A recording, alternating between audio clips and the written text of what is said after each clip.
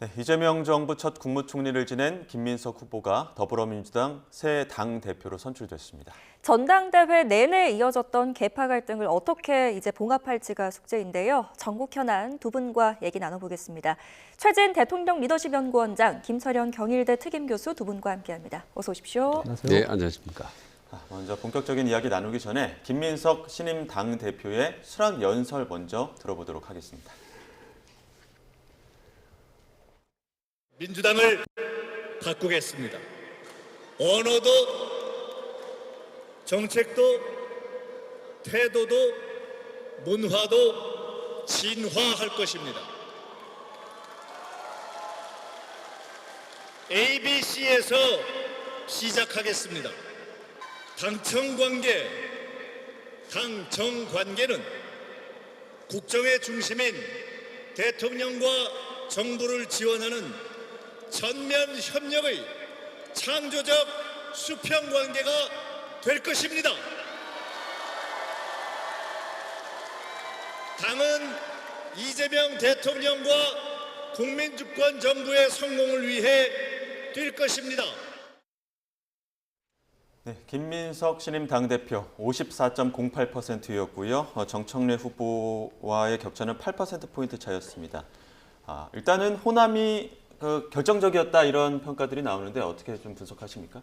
네, 그렇습니다. 그러나 저는 이제 전반적으로 이건 김민수 후보가 이길 수밖에 없는 저는 게임이라고 봤습니다. 왜냐하면 집권 초기 2년차 초입에 대통령이 사실상 공개적으로 지지하는 후보가 만약에 탈락한다면 떨어진다면 그건 뭐 엄청 레임덕 올 수 심각한 상황이 올 수밖에 없죠. 그걸 당원들이 방치하지는 않았을 거라고 보는 거고 어차피 이길 수밖에 없는 그런 경기라고 이제 전망을 했습니다. 그래서 예상대로 이제 종합 누적 격차도 8%포인트 차이입니다. 적지 않은 차이로 승리를 한 거고 거기에 대한 이제 전반적으로 6전 5승 1패 김민석 후보가 그리고 호남에서 사실 상당 표차로 이길 거라고 예상했지만 제가 알기로 20% 이상 포인트 이상 차이로 이길 거라고 예상한 사람 주위에 보지는 못했습니다. 근데 그게 25%라는 압도적인 그야말로 완성을 거두는 바람에 거기서 사실상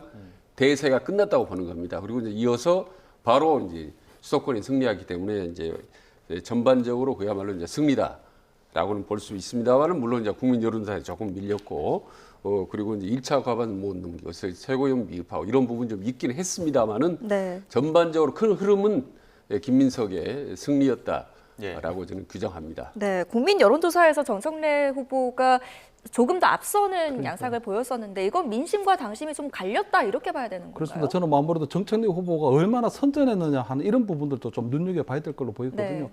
방금 얘기하신 것처럼 대통령께서 아무래도 이 전당대회 전에 호남 반도체라고 하는 큰 선물을 호남에 조금 부분이 있고 또 이제 뭐 이 실질적으로 투표가 시작되기 전에 또 이 광주 군공항을 신속하게 이전하겠다 또 속도전도 얘기한 부분이 있기 때문에 아무래도 대통령이 미는 후보를 호남 당원들도 찍지 않을 수는 없었을 걸로 보이거든요. 그런데도 불구하고 정청래 후보 입장에서 너무너무 이번에 선전했다고 평가할 수 있는 게 그래도 송영길, 김민석 조에 비해서 2대1로 싸운 싸움이 아니고 사실은 이재명 대통령까지 참전한 3대1로 정말 어려운 힘겨운 싸움을 했는 부분이 있거든요.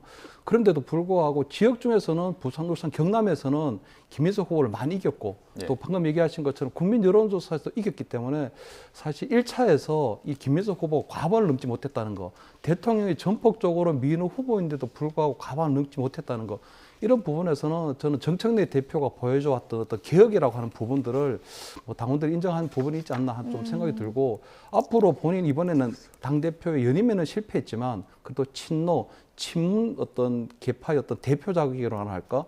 어떤 친노, 친문 어떤 당원들의 어떤 강력한 어떤 대표석이라고 하는 그런 정치적 위상을 조금 갖게 됐다는 부분이 있고요. 당대표 연임에 실패한 정청래 전 대표 결과가 나온 후에 라이브 방송을 진행했는데요. 어떤 이야기했는지 듣고 오시죠. 정청래는 졌지만 정청래가 주장한 것까지 진 것은 아닙니다. 그에 반해 김민석 후보는 이겼지만 그의 주장은 진 것이 많습니다. 반분신, 반명, 분열주의, 신천지, 3자, 비밀 연합을 깨는 것이 이번 전대의 본질이라고 했는데 그것은 진 것입니다. 결국은 그렇게 폭탄 선언했다가 나중에는 통합하고 연대하자라고 주장하지 않았습니까? 김민석 후보는 이겼지만 그의 주장은 진 것이 많다라는 메시지 다소 의미심장해 보입니다. 어떤 의도가 담겼다고 보세요? 그러니까 저는 뭐 뒤끝 장렬이라고 보는 건데요. 지금 저 장면이 대전에서 그러니까 전당대회 최종적으로 이제 결과 보고 서울로 올라오는 그 버스 안에서 차 안에서 지금 한 건데 말하자면 이제 최종 결과를 발표한 지 불과 몇 시간 지나지 않아서 어떻게 보면 본인이 마치 이 불복하는 듯한 느낌을 줄 수도 있거든요. 저런 발언 상당히 위험스러운 발언이라고 봅니다. 지금 김민석 대표 당선자를 비롯해서 모든 사람들이 지금 화합 외치고 다시 지금 갈등 해소를 외치는 마당에 정청래는 졌지만 정청래 지지하는 사람들은 뭐 지지 않았고 그다음 본인의 주장은 또 졌다고 보지 않는다라는 것은 그전에 본인이 일방적으로 주장해왔던 어떤 강성 진보론을 계속 밀고 가겠다는 뜻인 건지 그런 점이 상당히 좀 걱정되는 거고 특히 본인이 그렇지 않습니까? 지금 이게 만약에 선호투표제가 없었다면 본인이 5%포인트 차이로 이길 수도 있는 것처럼 그런 식으로 얘기를 했거든요.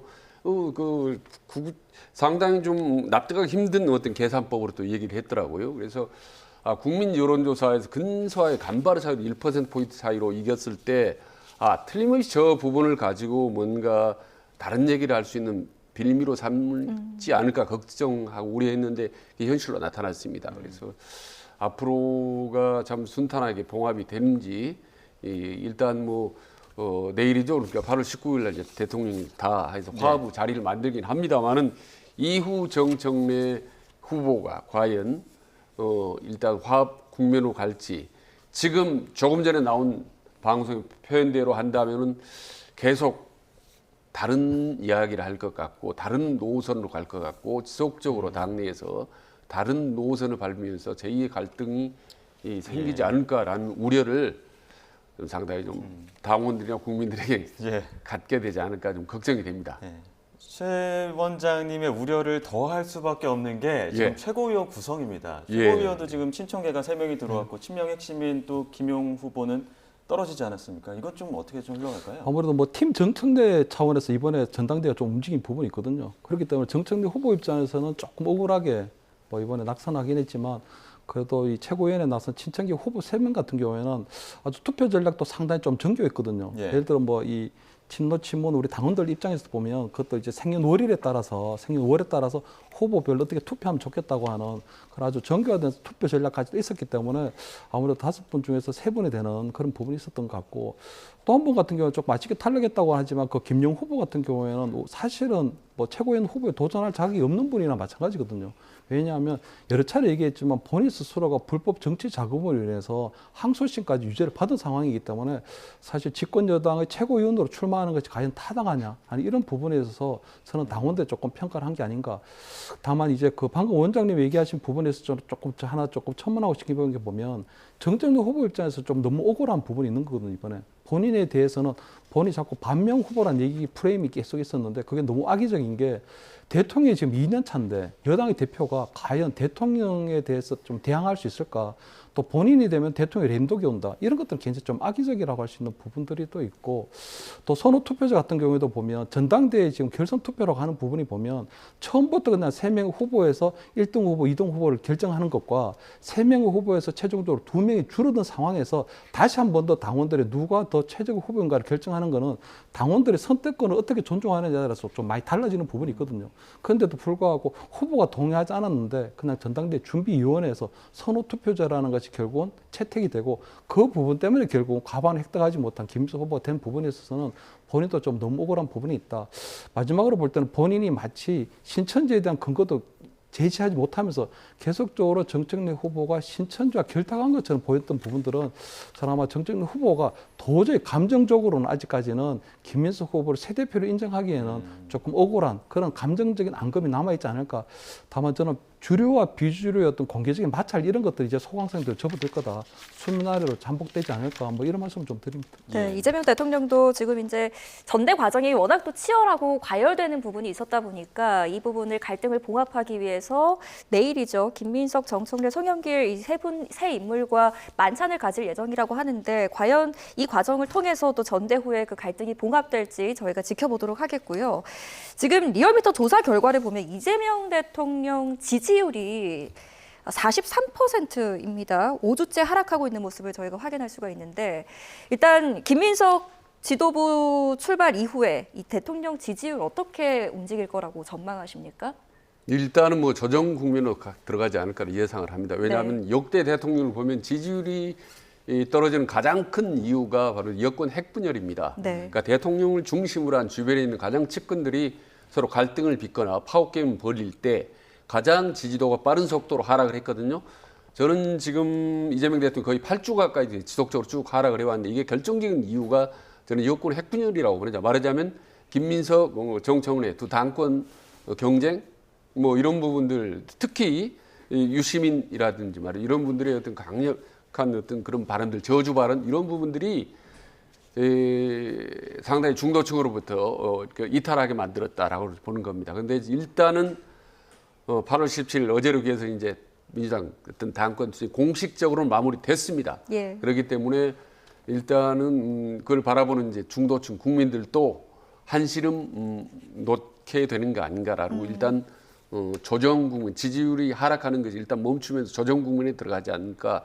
다만 이 부분에 대해서 올라갈 수 있느냐 아니면 지금처럼 좀 정치 상태가 지속되는 중요한 관건은 부동산 민심이라고 보는 거죠. 왜냐하면 이거는 뭐 강성, 원성 할 것 없이 뭐 중도층 모든 국민들의 이해관계 직결된 민생 현안이기 때문에 이 부동산은 이 정책을 놓고 대통령과 집권 당 대표, 새로 이제 당선 김민석 대표를 비롯해 더구나 거기서 탈락했던 어떤 정청래 후보까지 다 함께 이제 당 정청에 모여서 부동산이라든지 민생을 위해 노력하는 모습을 보여준다면 상승세를 타지만 예. 지금처럼 자꾸 당내에서 또 다른 파열음이 나올 경우는 저는 지지율이 장기 하락세로 갈 우려도 있다라고 생각이 드는 거죠. 보통 이재명 대통령 지지율이 조금 떨어지거나, 그러니까 대통령 지지율이 떨어지면 반대로 지금 야당의 지지율은 좀 올라야지 맞는데 당 지지율이 오르지 않고 이제 반사이익을 얻지 못했거든요. 이건 어떤 이유 때문이라고? 국민의힘요. 예, 국민의힘 같은 경우는 계속적으로 지금 보면 반사이익을 얻어야 되는데 지금 충실한 대안을 만들어내고 있지 못하거든요. 예. 두 번째 저는 장동혁 대표 체제가 가지고 있는 조금 한계가 있지 않나. 왜냐하면 장동혁 대표가 계속적으로 어떻게 보면 이 계속적으로 이어지고 있는 이재명 정부의 어떤 정책 에러에 대해서 조금 예. 대안 제시해야 되는 부분이 있는데 계속적으로 올림픽 공원에 가 있고 올림픽 공원에서 계속적으로 뭐 부정선거 또는 참정권에서 굉장히 중요한 헌법적 가치이긴 하지만 그런 부분을 중요시하다 보니 계속적으로 박스권에 갇혀 있는 그런 상황이 벌어진다고 보이거든요. 다만 저는 이재명 정부가 지금 보면 계속적으로 지지율이 하락하고 있는데 이 추세가 저는 이번에 어떤 전당대회를 통해서 바뀔 가능성이 좀 낮다. 왜냐하면 김민석 신임 대표가 대통령에 대해서 적어도 쓴소리하고 노라고 할 수 있어야 되는 부분들이 있어야 되는데 아무도 이재명 정부에서 초대 총리를 지냈기 때문에 예스맨 대표가 될 가능성이 굉장히 크거든요. 예. 그렇다면 최근에 어떤 뭐 지지율 하락 같은 경우에는 부동산 민심도 표현이 되지만 청년 세대에서 특히 지지율이 빠지고 있는 부분들을 좀 주목할 필요가 있다고 보이는 것이 계속적으로 대통령께서는 보니까 AI 혁명을 얘기하고 있는데 AI가 결국은 단순 비숙련 노동을 가져가는 부분이 있기 때문에 청년 일자리가 계속적으로 줄어들고 있는 상황이 벌어지고 있거든요. 그렇기 때문에 청년 세대 같은 경우에는 일자리가 계속 늘어나야 되는데도 불구하고 AI가 계속적으로 본인들의 일자리를 대체하게 되면 대통령께서는 아무래도 청년 일자리에 대해서 어떤 관심이 있는지 어떤 정책적인 대안을 내놔야 되는데 그런 부분들보다는 계속적으로 AI만 얘기하기 때문에 아마 청년 세대 입장에서 볼 때는 그런 부분에 있어서 조금 한계나 좀 이런 부분들이 또 있고 또 한편으로 부동산 세제 같은 경우에도 보면 보유세를 부과하겠다고 하는데 본인 스스로는 지금 근저당 설정한 매도를 통해서 26억 원 정도의 차익이 나왔거든요. 그리고 본인은 대통령 본인께서는 지금 보면 보유세를 더 낼 필요도 없고 앞으로 비거주에 따른 어떤 양도세에 대해서도 거 할 필요가 없는데 이렇게 되면 대통령 결국은 왜 우리하고 다른 내로남불이냐 이런 부분들이 있어서 그런 부분들에 대한 전체적인 어떤 정책 대전환이 있지 않고서는 대통령 지지율이 바로 회복하기에는 조금 한계가 있지 않을까 이런 말씀 좀 드립니다. 네, 지금 당의 상황은 이런데 장동혁 대표는 계속해서 장외 집회 이어가고 있고 또 국민의힘 윤리위는 오늘 이제 의원 4명에 대한 징계 수위가 이르면 오늘 나올 것으로 보입니다. 이 징계 수위가 어떻게 나오냐에 따라서 반발도 나올 것으로 보이는데요. 일단 지금 또 이야기가 나오는 게 국민의힘 이진숙 의원이 5.18 관련 토론회 진행하지 않았습니까? 네. 근데 이제 친한계로 불리는 의원들에 대해서는 이렇게 혹독하게 잣대를 들이밀고 이진숙 의원에 대해서는 지금 당 지도부 차원에서 윤리위에 제소하지 않을 수 있다. 지금 생각이 없다. 이런 입장을 밝혔거든요. 관련해서 지금 목소리가 준비가 됐으면 일단 녹취 듣고 이야기를 나눠보도록 하겠습니다. 일단 당 차원의 행사가 아니기 때문에 지도부 입장에서 구체적인 말씀을 드리기는 어려울 것 같습니다. 다만 학술 행사였고 이진숙 의원도 행사에서 나온 발언들이 본인의 입장과 무관하다는 그런 입장을 밝힌 바 있기 때문에 현재로서는 징계를 검토하고 있지는 않습니다.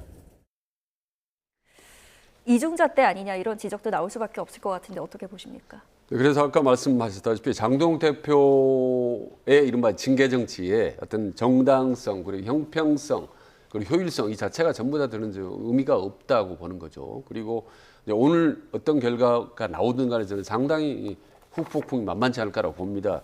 지금 뭐 조경태 의원 같은 건 나머지 3번하고는 징계의 어떤 차원이 결이 완전히 다른 문제거든요. 근데도 같이 한 문구로 해서 지금 징계를 가하고 있다는 사실인데 공교롭게도 일단 조경태 의원은 나머지 권영진, 서범수, 진정호 4사람이 다 친한계이거나 반장동혁계이거나 그렇습니다.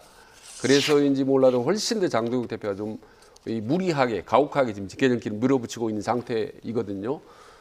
그 상태에서 이미 여러 번 언론에도 이제 공개가 됐습니다. 윤리위원회 자체 구성 자체라든지 어떤 절차의 문제 이런 부분이 계속 논란이 됐기 때문에 아마 일단 오늘 그 결과가 징계 결과가 나오더라도 이 부분에도 계속 시비가 붙을 수가 없다라는 문제고 또 하나는 조금 전에 이제 앵커께서 지적하다시피 이진숙 의원의 5.18 윤리위원회 제소 문제에 대한 어떤 형평성의 문제 이 부분도 계속 제기가 될 겁니다.